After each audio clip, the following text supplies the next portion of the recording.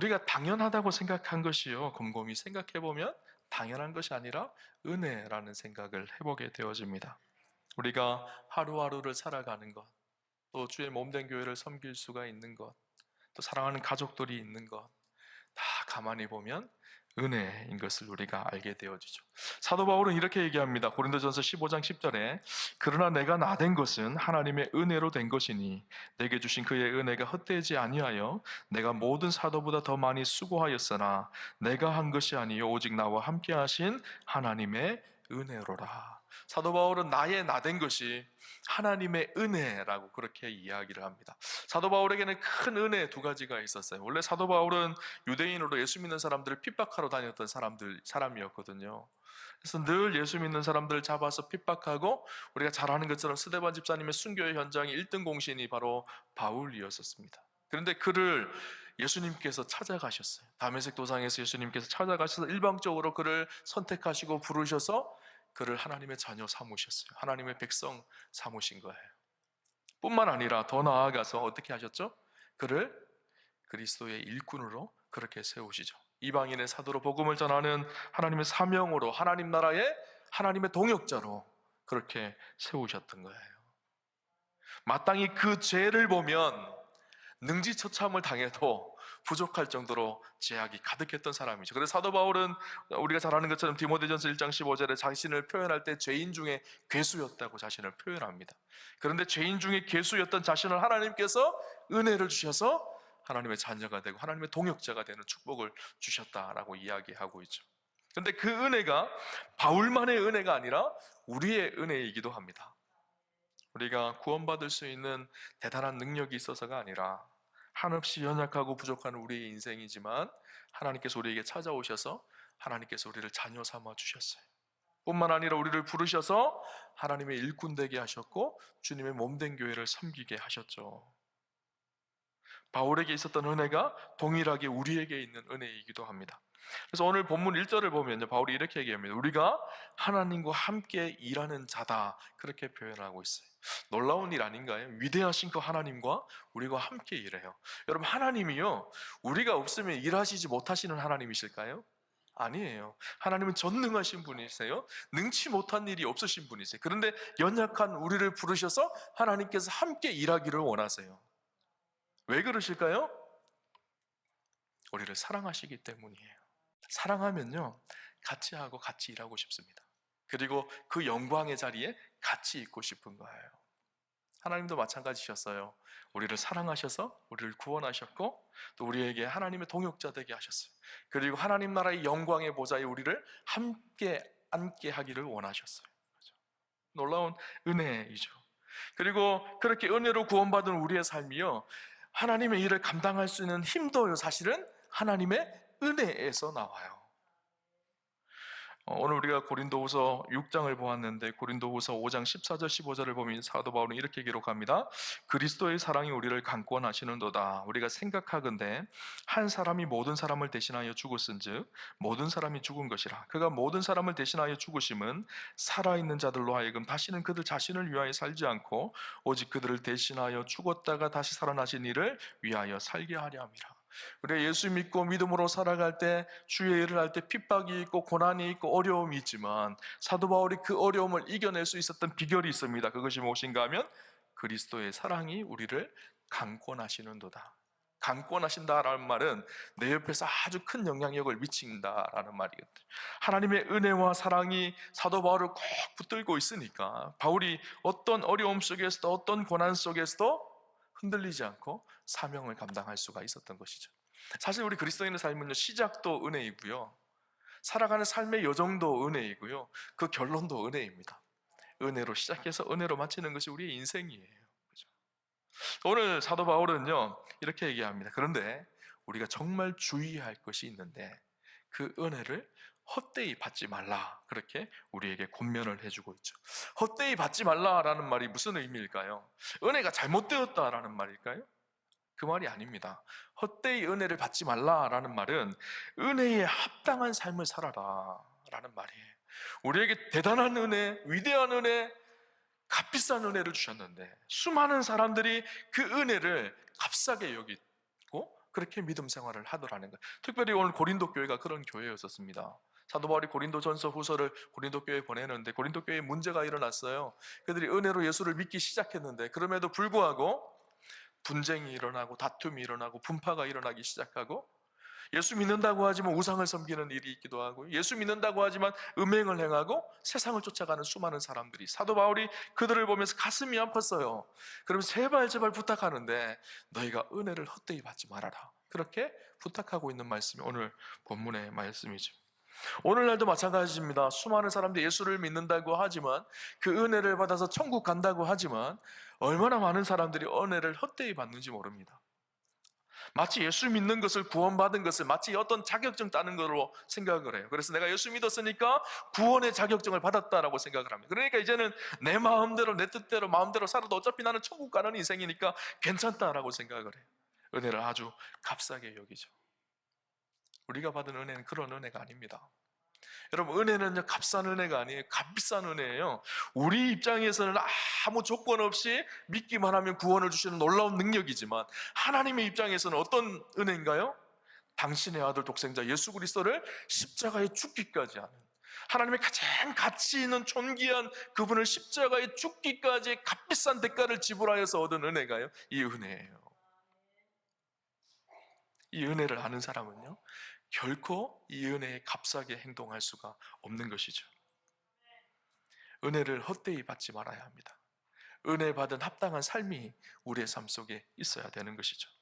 아일랜드 출신 작가로 유명한 오스카 와일드라는 작가가 있습니다. 그 사람이 쓴 단편 소설이 하나 있어요. 그 내용이 아주 독특하고 재미있습니다. 성경에 보면 성경에 수많은 믿음의 사람들이 예수님을 만나고 은혜 받은 이야기들이 기록되어져 있죠. 문둥병자가 치료되어지고 안전병이가 일어나기도 하고, 심지어는 죽었던 나사로가 살아나기도 하고, 또 현장에서 간음하며 잡혔던 여인이 예수님의 용서와 치유로 회복되고 구원받는 은혜도 있고요. 많은 은혜가 기록되어져 있습니다. 그래서 중요한 것은 성경에 그렇게 은혜 받는 사람들의 이야기가 기록되어져 있는데, 그 은혜 받고 난 이후의 삶은 기록되어져 있잖아요. 그들이 어떻게 살고 있는지.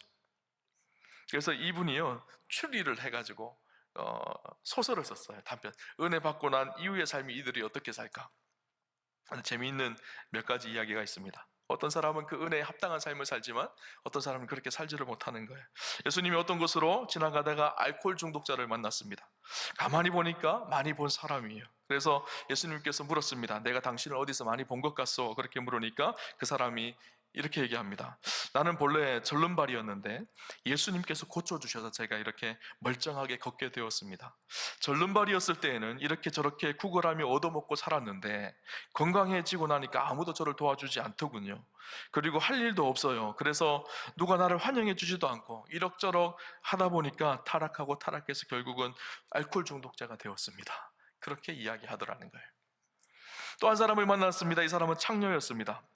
아니, 내가 창녀일 때 너를 용서하고 구원해 줬는데 아직도 창녀로 살아가냐? 예수님께서 꾸중하듯이 물었습니다.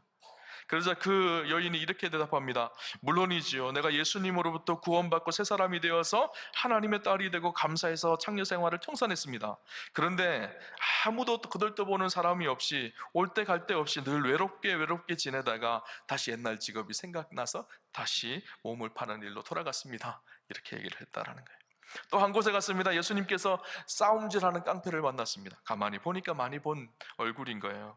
그래서 물었습니다. 자네를 많이 본 것 같은데? 그렇게 물으니까 그 사람이 하는 말이, 예수님, 죄송하지만 원래 제가 시각장애인이었습니다. 그래서 예수님께서 눈을 뜨게 해주셔서 제가 눈을 뜰 수가 있었습니다.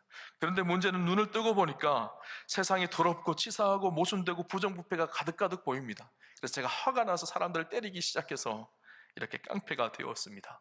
그렇게 이야기하더라는 거예요. 근데 이 이야기가 우리와는 다른 이야기인가요? 물론 우리가 깡패가 되고 몸을 팔고 그러지는 않겠지만, 우리가 받은 놀라운 은혜, 그 은혜에 우리는 정말 합당한 삶을 살고 있는지, 하나님의 백성으로 당신의 아들 독생자 예수 그리스도를 십자가에 죽기까지 하신 그 고귀한 은혜를 우리가 받았는데, 혹시나 우리는 그 은혜를 너무너무 값싸게 여기지 않는지, 세상 속에 살며 세상의 유혹과 정욕을 따라가며 나의 욕심과 욕망을 채우는 일에만 온갖 몰두하며 살아가는, 은혜를 헛되이 받은 고린도 교회의 교인들처럼 그렇게 살아가고 있지는 않은지. 오늘 본문을 통해서 우리가 이 은혜를 헛되이 받지 않는 삶을 살려면 어떻게 해야 될까? 함께 좀 고민을 깊이 해봤으면 좋겠다라는 생각이 듭니다. 먼저 우리가 해야 될 일이 한 가지가 있는데 그것이 무엇인가 하면 우리를 향한 하나님의 은혜를 현재화해야 합니다. 우리는 자꾸 과거에 은혜 받은 것만 생각을 해요. 10년 전에 목사님 제가 이렇게 은혜 받았거든요. 10년 전에 예수님께서 나를 이렇게 만나 주셨거든요. 근데 지금은요? 지금 그 은혜가 우리의 삶에 현재화되고 있나요? 아니, 과거의 은혜가 중요한 것이 아니라 지금 나를 붙들고 나를 인도하시는 그 하나님의 은혜가 나를 이끌고 있는지, 이것이 훨씬 더 중요하죠. 근데 우리는 점점 무디어져서 이 은혜에 무감각해진 그런 어리석은 신앙인이 되어지게 된 것을 보게 되어집니다. 제가 아까 말씀드렸던 고린도후서 5장 14절에 보면요, 그리스도의 사랑이 우리를 강권하신다 그렇게 표현하고 있거든요. 바울은 여기서 강권하다라는 말이 쉰 에코라는 말인데, 옆에서 아주 내 마음에 계속적으로 내 마음에 울림을 주고 있다라는 거예요. 하나님께서 내게 베풀어 주신 그 놀라운 은혜가 지금도 내 삶 속에 계속 영향력을 주고 있다라는 거예요. 고린도후서가 기록되어졌을 때가 언젠가 하면 AD 55년경입니다. 바울이 3차 전도 여행 때 고린도후서를 기록을 하거든요. 그런데 바울이 회심했을 때가 언젠가 하면요, AD 34년이에요. 그러면 34년에서 55년까지 약 20년이 지났거든요. 20년이 지났음에도 불구하고 그의 마음속에는 여전히 하나님의 은혜와 사랑이 바울을 뜨겁게 강권하고 있는 거예요. 은혜의 사건이 과거의 사건이 아니라 지금 현재의 사건인 거예요. 그렇게 날마다 뜨겁게 바울이 살아갈 수 있었던 비결은요, 은혜에 합당한 삶을 살 수 있었던 비결은 그 은혜가 지금의 사건이거든요. 여러분은 어떠신가요? 그 은혜가 과거의 사건인가요? 아니면 현재의 사건인가요?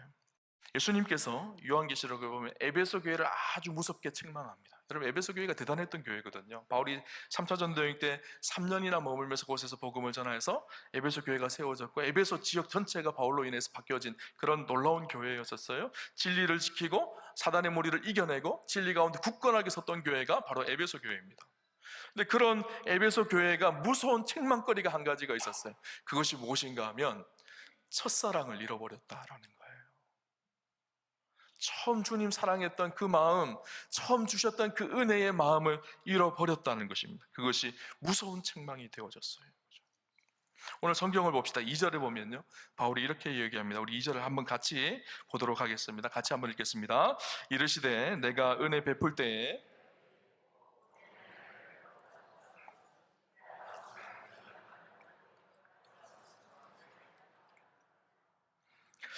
바울이 뭐라고 얘기하고 있죠?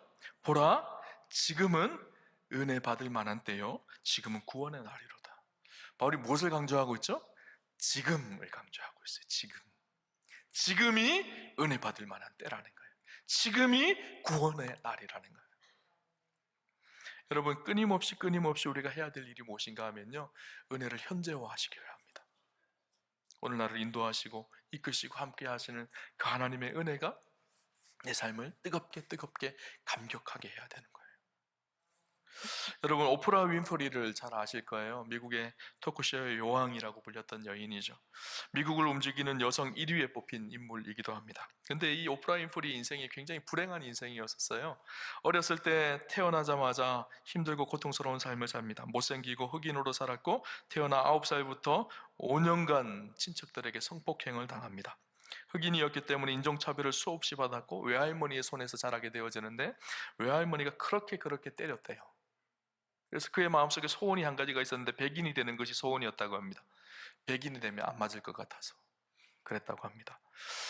청소년 시절을 방황하면서 마약 중독에 빠지기도 하고요, 성폭행을 당해서 사생활을 낳습니다. 또 미혼모가 되기도 하고요. 그런데 그랬던 그의 인생 가운데 예수님이 찾아오셔서 예수님을 만납니다. 그리고 만난 양어머니를 통해서 많은 양의 책을 읽기 시작했고, 그 책이 밑바탕이 되어서 토크쇼를 진행할 수가 있었다고 합니다. 우리가 잘 알듯이 지금 미국 최고의 부자가 되어졌죠. 그런데 미국에서 가장 많이 기부하는 사람 중에 한 명이 오프라 윈프리입니다.